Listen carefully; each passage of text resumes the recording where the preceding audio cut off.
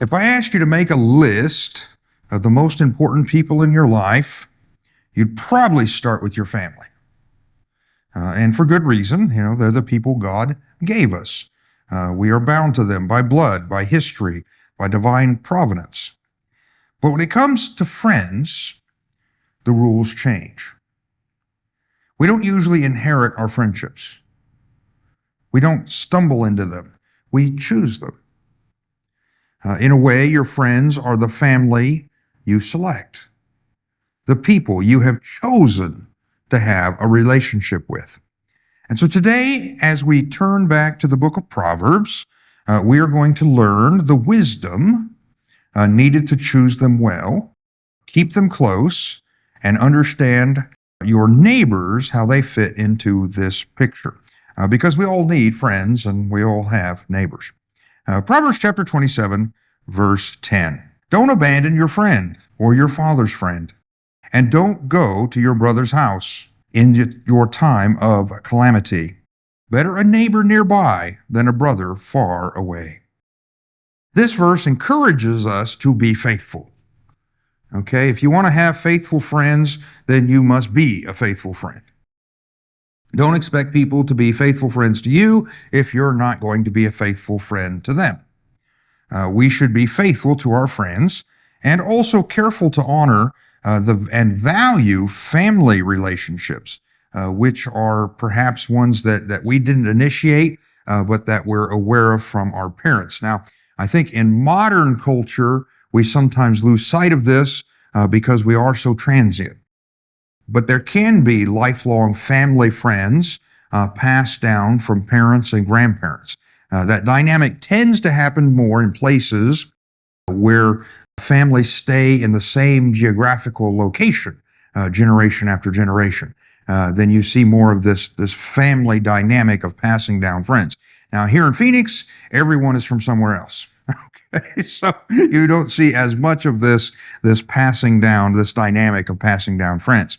But if you have long-term friends or multi-generational family friendships, you should not abandon them, but remember to be faithful. Be faithful to those who have been faithful to you or to your family in the past.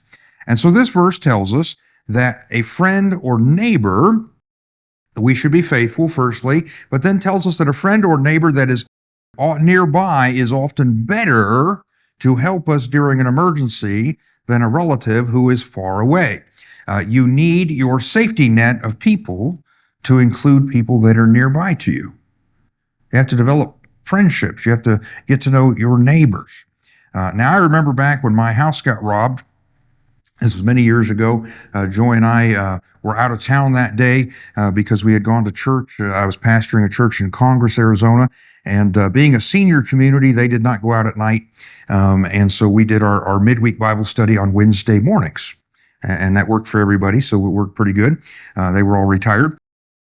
And at that time, our kids were in high school, and so they would just come on home when they were done with school and let themselves in. But Frank, one of our boys, got home from school, and he found that the back door was open and things were missing from the house. And he called us, and we were actually on our way home, but we got home as quick as we could. But we told him to go to a neighbor's house. Now, in our case, we actually had a neighbor 2 houses down that was a police officer. And so we told him go there and ask for help and wait until the police had come and arrived and checked the house. Sometimes the person that lives near you can be more helpful than the relative who lives far away. Okay, that's what this verse is telling us. Now, I will tell you one other thing I learned in that experience that you won't find in Proverbs, but I learned it, when your house gets robbed, it's nice to have insurance. Okay? And furthermore, it's really good if you're an OCD person like me who keeps your receipts and your boxes because your insurance reverses everything that, was stolen. I had a friend at the same time, lived about a mile away, and his house got robbed. We had the same insurance, an interesting dynamic. He barely got anything out of his insurance, and my insurance replaced everything. Same insurance. Why? I had the receipts. So it can pay off. My OCD pays off once in a while. However, in an emergency, it can pay off also to have good neighbors or be on good terms with your neighbors. Now, I wanted to get a little technical here in the Proverbs that we're going to look at, because Proverbs 27:10, the verse we just looked at, the Hebrew word for neighbor is shaken.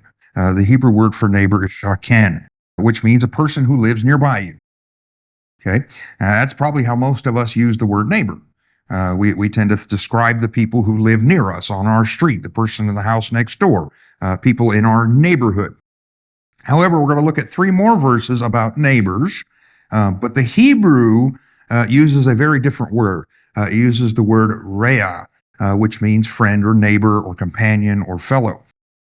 Now, most English versions will translate all four of these verses as the word neighbor, even though they're different Hebrew words, because it seems to be depicting a friend that lives nearby. But I do want to make a stress and understanding there's a much stronger association in the next three verses that we're going to look at than the verse we just looked at. Proverbs 27:10 tells us if you're having an emergency, it really doesn't matter how well you know your neighbors or how well you like your neighbors. What matters is they're nearby and able to help. Okay? And sometimes if your neighbors are having an emergency, they may need your help, whether you know them really well or not. But for the next three verses that we're going to look at about neighbors, it's probably, you can assume you're on friendly terms with them. Okay, you can build it's a little more intimate than the first verse. And so really Proverbs here is going to give us information on how to keep those neighbors your friends. Okay, you want good relations with your neighbors. Well, here's some information from Proverbs. Chapter 27, verse 14. The one who blesses his neighbor with a loud voice early in the morning, it will be counted as a curse to him. Now, we're about to go do some Christmas caroling. I find that's a way to minister to our neighbors. In the past, I've been surprised how well received. We've had people come out and want to take pictures with us. I've had people crying, just impressed, thrilled that we actually came to their home. It just seems to minister to people and they've been touched. And in the past, it's always been well received. We do that sort of thing around, 6:30, 7 o'clock in the evening, but not at 3 in the morning. Okay, you go Christmas caroling with your neighbors at 3 in the morning, you ring their bell. They're not going to be happy. Even if they're the exact same one that was happy at 7. Okay? What was a blessing at one moment in time, they will see as a curse at a different moment in time. Your friends may love you calling them up in the morning, saying good morning, encouraging them to face their day. But again, not at 3 in the morning. The exact same words said by the exact same person a couple hours apart can get two very different reactions. Okay, Proverbs is giving us this wisdom. Proverbs chapter 25, verse 17. Seldom set foot in your neighbor's house. Otherwise, he'll get sick of you and hate you. Okay? Your friends might like you coming over and hanging out with them once in a while, but there is a point where you need to go home. If you wear out your welcome, they can get sick of you and hate seeing you come. That's when they start hiding. Okay? You pretend they're not home when you ring the doorbell.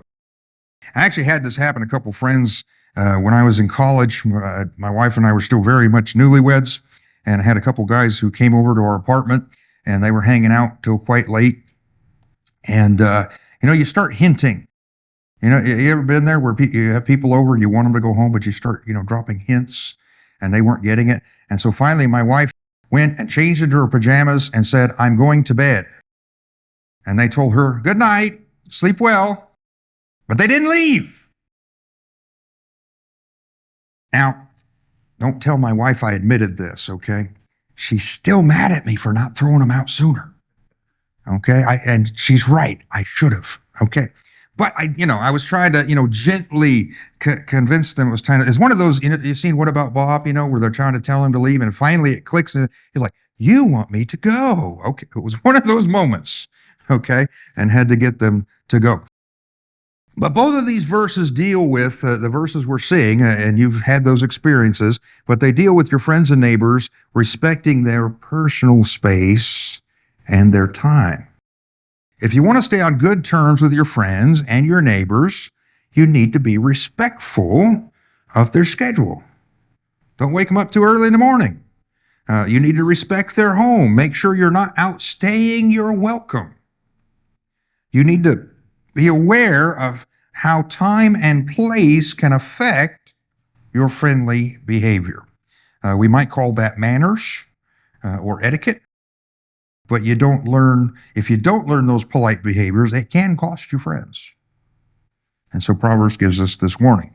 A key to staying on good terms with your friends and neighbors is to be respectful of their boundaries. You have to learn their boundaries, not yours, theirs. We're also given this warning about neighbors that are too friendly. Proverbs chapter 29, verse 5, a person who flatters his neighbor spreads a net for his feet. Watch out for anyone who's always flattering you. It isn't about the person who says the occasional polite positive word. That's not what this is talking about. But the person who is always giving you compliments to butter you up. Okay? Remember, you butter up the turkey, before you put it in the oven. Okay? So if someone's buttering you up, you need to be on the lookout for the oven. Okay? What's going on here? If someone is always flattering you, they want something. And it may be more than you want to give.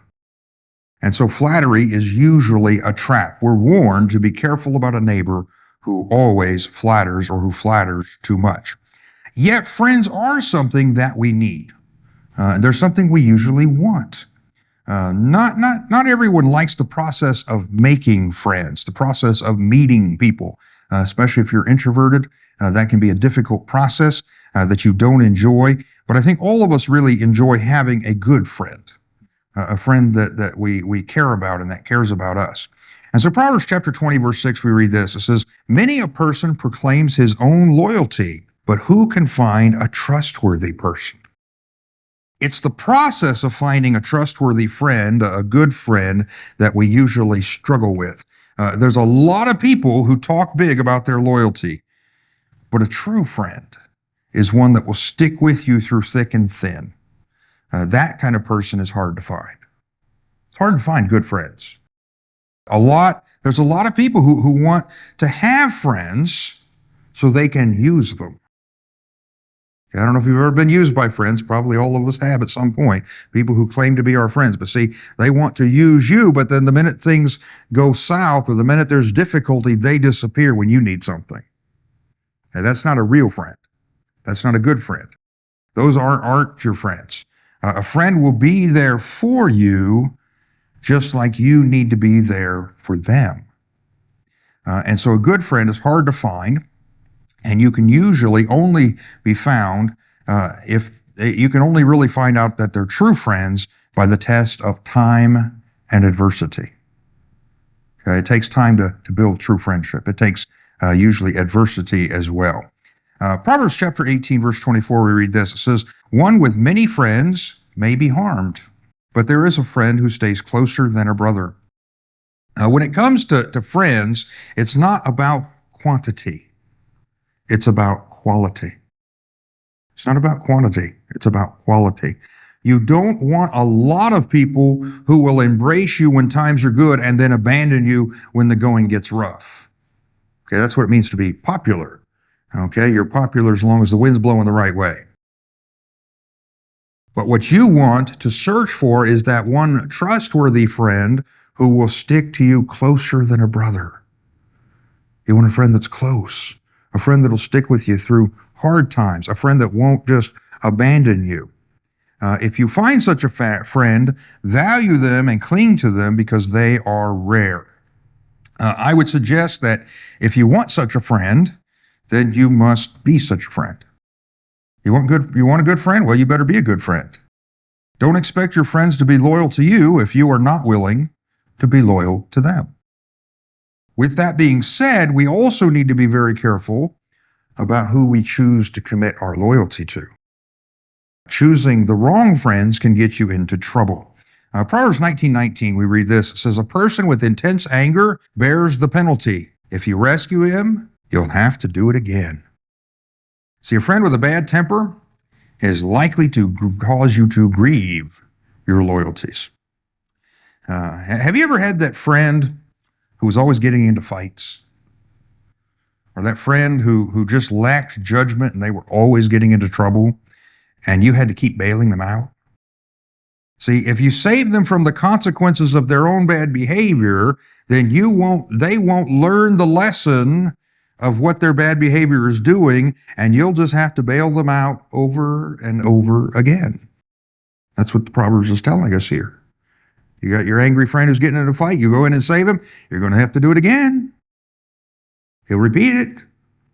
Understand, it is possible for you to have a loyal friend who's loyal to you and whom you are loyal to, but that loyalty keeps bringing you grief because of their bad behavior. So be wise in choosing your friends. See, in that case, you probably need to be loyal enough with your friend not to bail them out. Sometimes a true friend will do that. They'll let them learn their lesson so they can have better behavior. Proverbs chapter 22, verse 24 and 25, we read, "Don't make friends with an angry person, and don't be a companion of a hot-tempered one, for you will learn his ways and entangle yourself in a snare." Having angry friends can cause you to endure the expense and the difficulty of constantly having to rescue them. That is true. We just saw that. But it can do something even worse. Their bad behavior can rub off on you. Their bad behavior can rub off on you. If you choose the wrong friends, ones who are always getting into trouble, ones who are always getting into fights, the day will come where they drag you into that trouble with them and could even get to the point where you become as bad as they are. We need friends, and we should be loyal to our friends, but we must also be careful, always be careful with what friends we choose to commit ourselves to so it does not drag us into sin and into difficulty. Be a loyal friend, but make sure your friends, the friends you have chosen, are the kind of people you want to be loyal to. You know, they're very loyal in the mafia. But that's not who you want to be loyal to. Okay? It has a price. Be careful who you choose to be loyal to. If you're having a hard time finding the right kind of people to be friends with, and I'll just tell you, I've always found that church is a good place to look for the right kind of friends. That's usually where I have met the right kind of people to be good friends with. But if you're having a hard time finding the right kind of friends, then remember, it is always a search for quality over quantity. Look for quality over quantity. So what are the benefits of the right kind of friends? What benefits do they bring to your life? Proverbs chapter 17, verse 17. "A friend loves at all times, and a brother is born for a difficult time." Now, as we've seen, a true friend, the kind of friend you want to have, will love you at all times. They're going to be there for you through thick and thin. These will be the ones who stick with you. Some have interpreted this verse to mean that relatives have an obligation to be there for you during hard times. I'm sure none of us would have relatives desert us during a difficult moment. But the majority of commentators don't go that way on this verse. What they seem to think the second part of this verse about a brother being born for adversity is saying that the friend is born or becomes a brother in the times of adversity. So the question in this verse is Proverbs giving us a contrast between a friend and a brother, or is it telling us how a friend upgrades to becoming chosen family? The commentaries usually go with that later concept. Hard times test your friendship. Okay, it's easy to be friends with someone when everything's going good. When you know it's all fun and games, it's easy. It's the difficult times that test your friendship. That true and lasting friendship is formed in those difficult moments.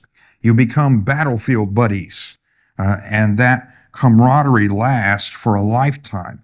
That's where your friend becomes a brother.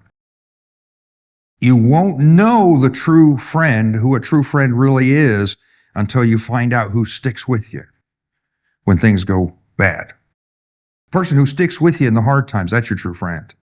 The ones who desert you, that's not. Proverbs chapter 27, verse 6. "The wounds of a friend are trustworthy, but the kisses of an enemy are excessive." Proverbs 27, 9. "Oil and incense bring joy to the heart, and the sweetness of a friend is better than self-counsel."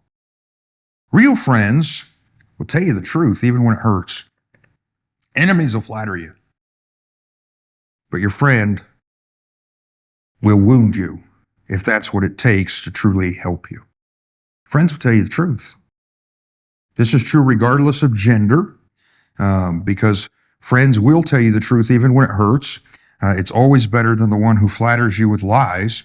But I do think that this is actually a easier concept for men than for women.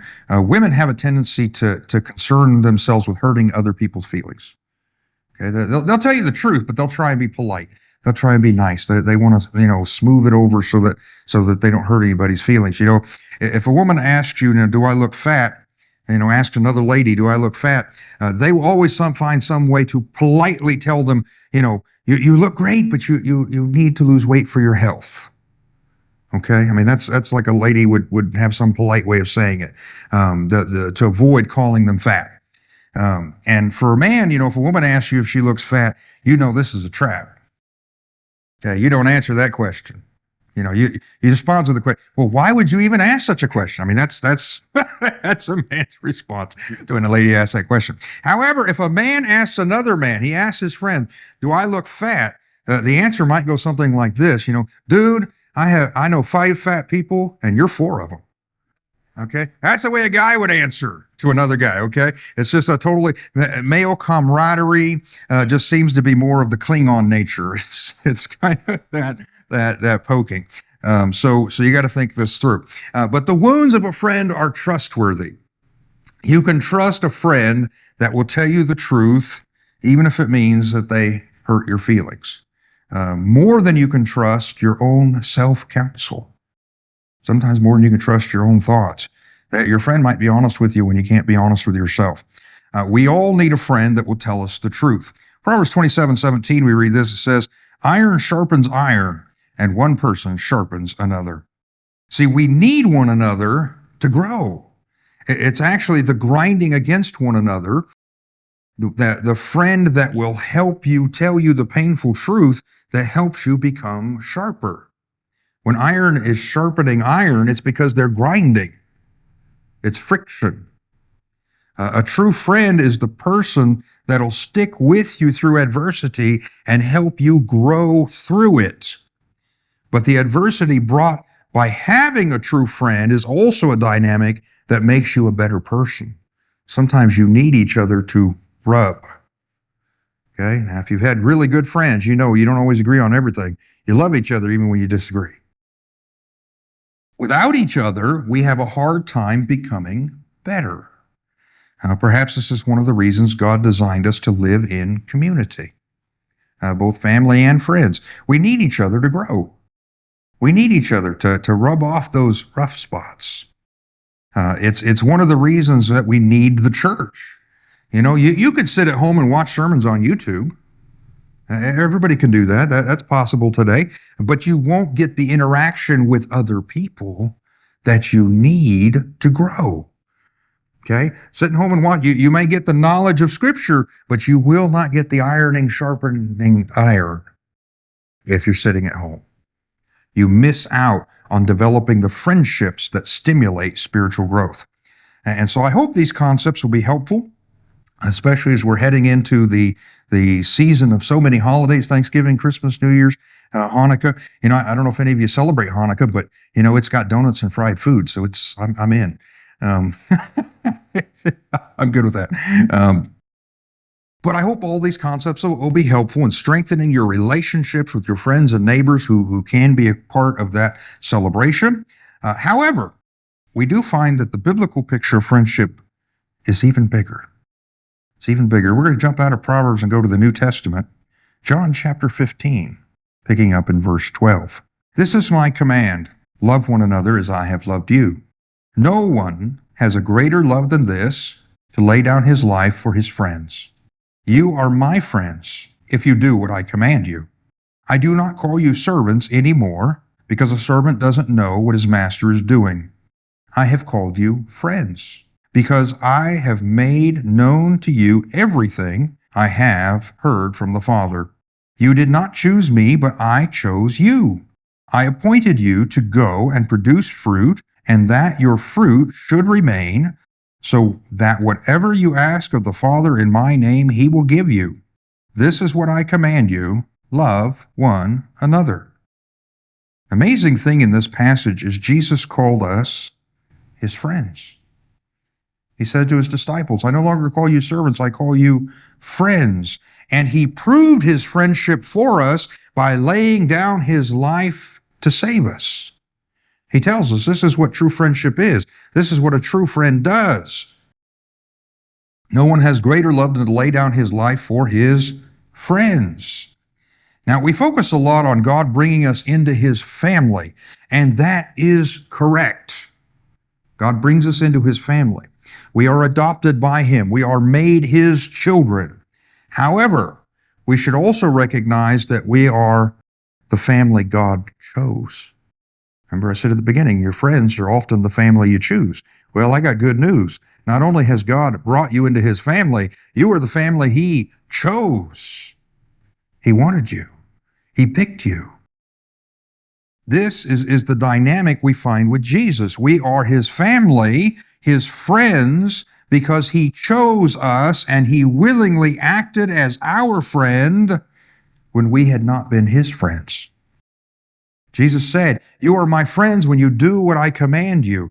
You know what? He laid down his life for us. He went to that cross for us when we had not been doing what he commanded. When we were not living the way God made us to live. When we were not reflecting God's image. That's when Jesus came to be our friend, when we were not friendly to him. He chose to be our friend when we were not his friends. But now we have been invited into this friendship with him. How are we to respond to that friendship with Jesus? Well, by doing what he did, by obeying his command, but by loving one another. That's his command. I command you to love one another, just as he did.